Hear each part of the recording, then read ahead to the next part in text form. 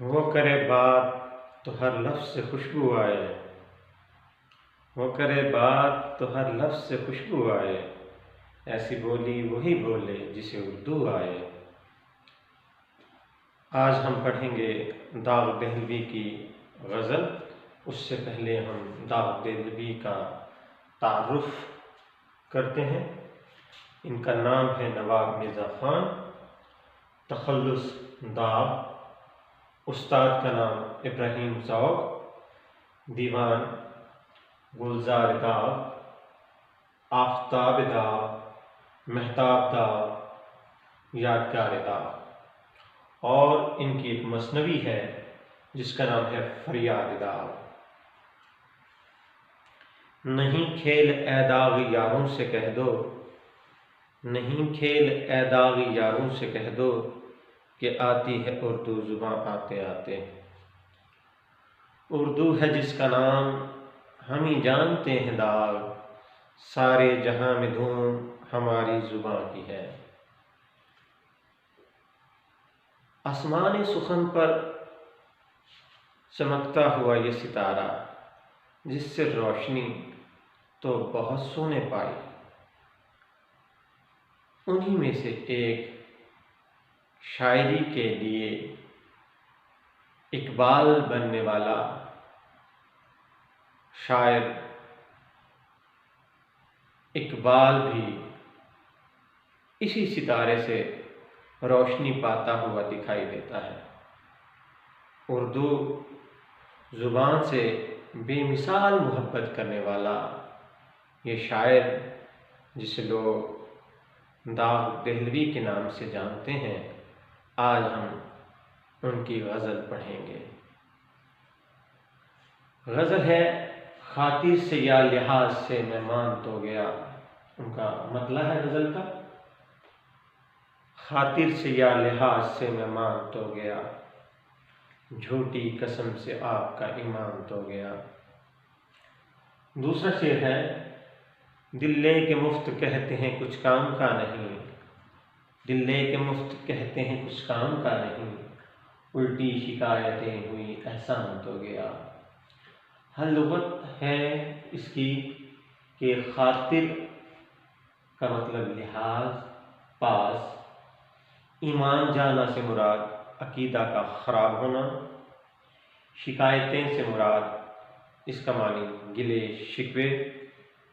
اور احسان کا مطلب اچھا سلوک، اچھا سلوک۔ اب ہم اس کی پہلے شعر کی نثر کرتے ہیں یا اس کا مفہوم کرتے ہیں کہ چاہے خاطر سے یا لحاظ سے یا پاس رکھتے ہوئے میں نے آپ کی بات کو تسلیم کر لیا، آپ کی بات کو سچ تسلیم کر لیا، لیکن جھوٹی قسم کھانے سے آپ کا عقیدہ خراب ہو گیا ہے۔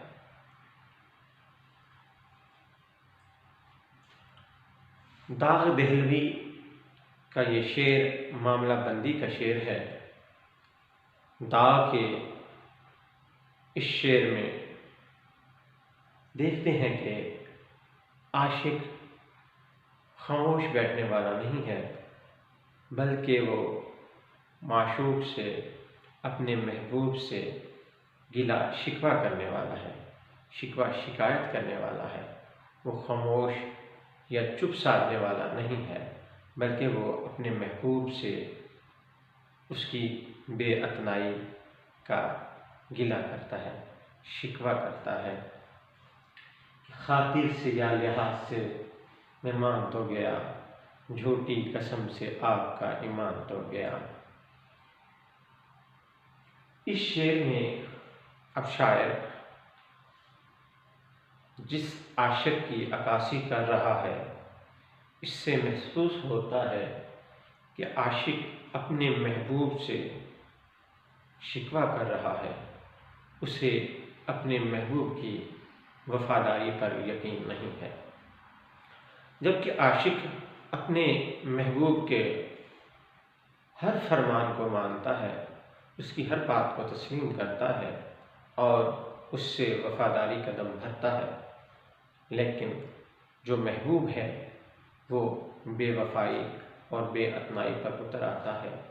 جس کے سبب عاشق اپنے محبوب سے گلہ و شکوہ کرتا دکھائی دیتا ہے۔ خاطر سے یا لحاظ سے میں مان تو گیا، جھوٹی قسم سے آپ کا ایمان تو گیا، کہ اے میرے محبوب، میں نے آپ کی باتوں کو تسلیم کیا، سچ تسلیم کیا کہ آپ کا غیر سے کوئی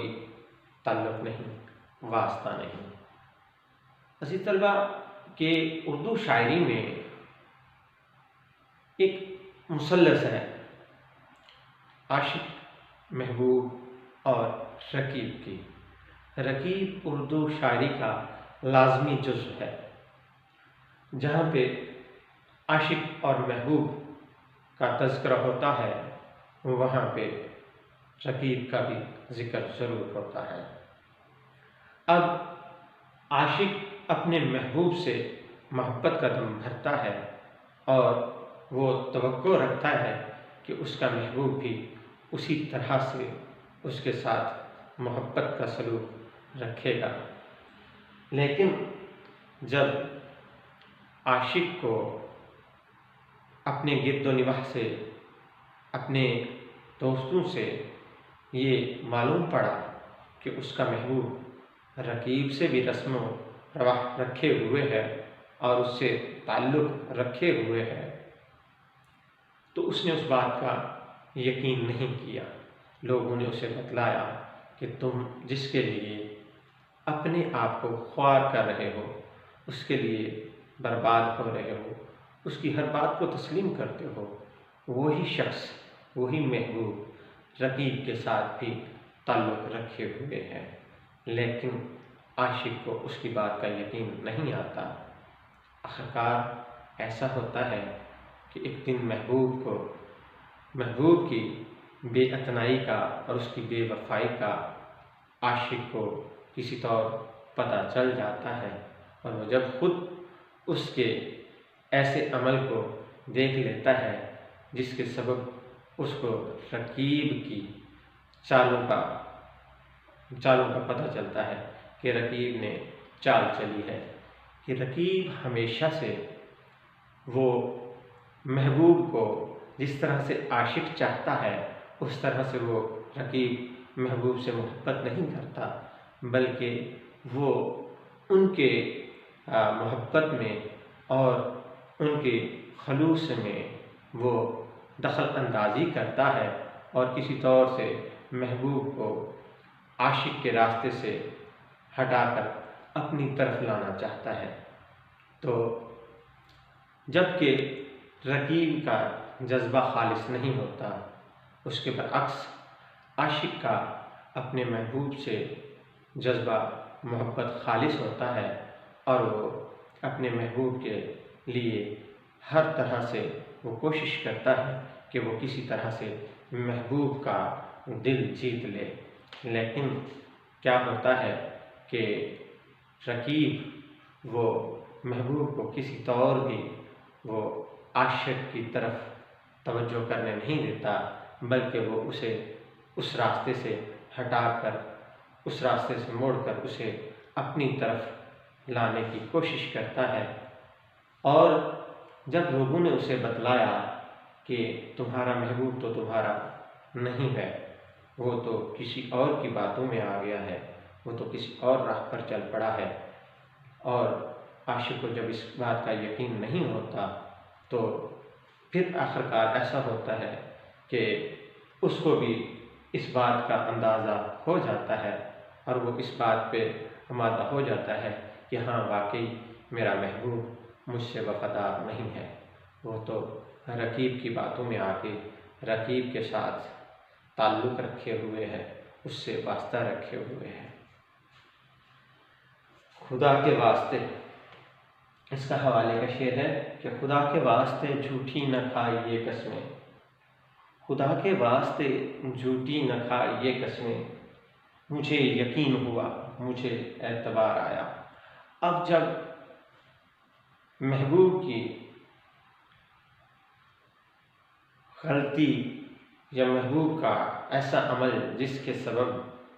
عاشق کو تکلیف پہنچتی ہے، وہ عاشق اپنے محبوب سے اس کے بارے میں پوچھتا ہے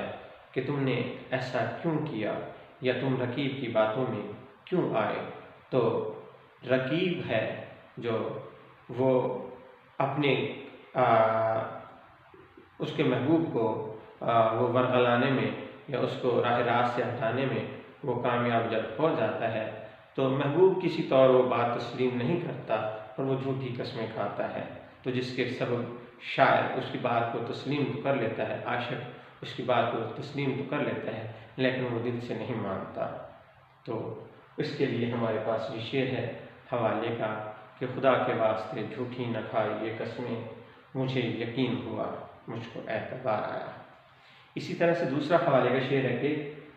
ہم کو ان سے ہے وفا کی امید، ہم کو ان سے ہے وفا کی امید جو نہیں جانتے وفا کیا ہے۔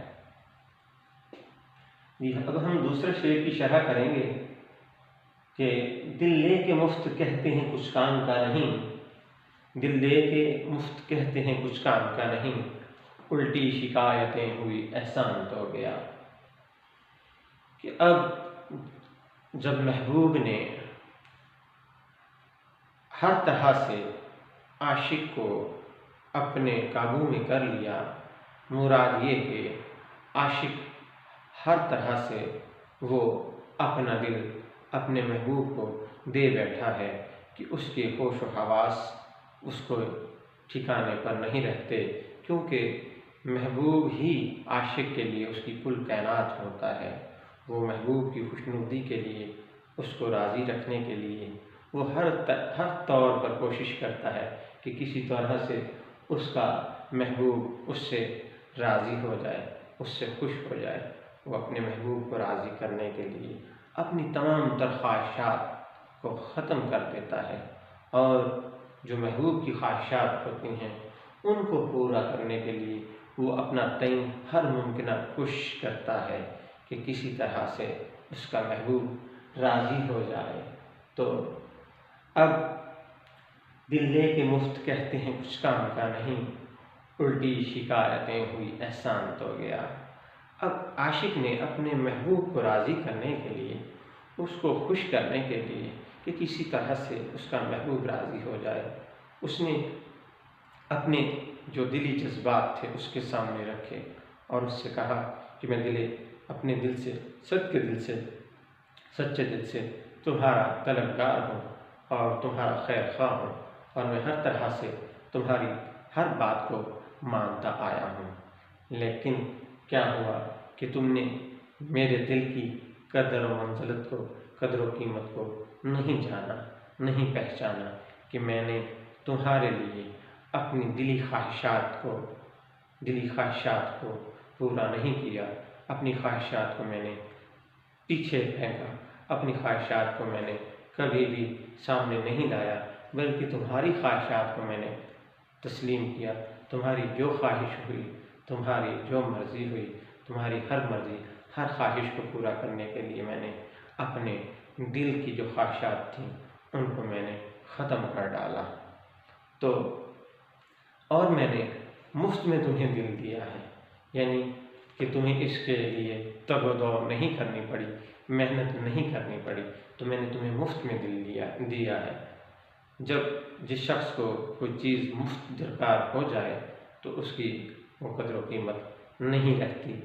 جس چیز کے لیے انسان کوشش کرے اور محنت کرے، اس کے بعد جب اس کو وہ چیز وصول ہوتی ہے، جب اس چیز تک رسائی ہوتی ہے، تبھی کوئی شخص اس چیز کی قدر و منزلت، اس کی اہمیت کو جانتا ہے۔ لیکن جب محبوب کو بغیر کوشش کیے مفت میں عاشق کا دل مل گیا ہے تو وہ الٹا شکایتیں کرنے لگا ہے کہ تمہارا دل تو کسی کام کا نہیں ہے، اس میں رنگینی و دل فریبی نہیں ہے، اس میں تمہارے دل میں ایسی کوئی کشش نہیں ہے کہ میں تمہاری طرف بڑھوں یا تم سے مہر و محبت رکھوں۔ تو یہاں پہ شاعر محبوب سے شکوہ کرتا دکھائی دے رہا ہے کہ میں نے ایک تو تمہاری خاطر اپنی تمام تر خواہشات کا گلا گھونٹا اور تمہیں اپنا دل دیا، لیکن اس کے باوجود کہ تم میرے احسان مند ٹھہرتے یا میرا شکریہ ادا کرتے، لیکن تم تو احسان فراموش نکلے، تم تو الٹا شکایتیں کرنے لگے اور میرے دلی جذبات کو تم نے بالکل بھی نہ سمجھا کہ میرے جذبات کیا تھے۔ کسی کو دیکھ دل کوئی نواسین فغاں کیوں ہو، کسی کو دیکھ دل کوئی نواسین فغاں کیوں ہو، نہ ہو جب دل ہی سینے میں تو پھر منہ میں زباں کیوں ہو۔ اور شعر ہے کہ یہ ادائے بے نیازی کہ وہ میرے دل کو لے کر، یہ ادائے بے نیازی کہ وہ میرے دل کو لے کر بڑی بے رخی سے بولے کسی کام کا نہیں ہے۔ یہ ادائے بے نیازی کہ وہ میرے دل کو لے کر بڑی بے رخی سے بولے کسی کام کا نہیں ہے۔ جی عزیز طلبہ، آج ہم نے مرزا خان داغ دہلوی کے پہلے 2 اشعار کی تشریح کی ہے، تو انشاءاللہ ہم اپنے اگلے لیکچر میں مرزا خان داغ دہلوی کے باقی 3 اشعار کی شرح کریں گے۔ اللہ حافظ۔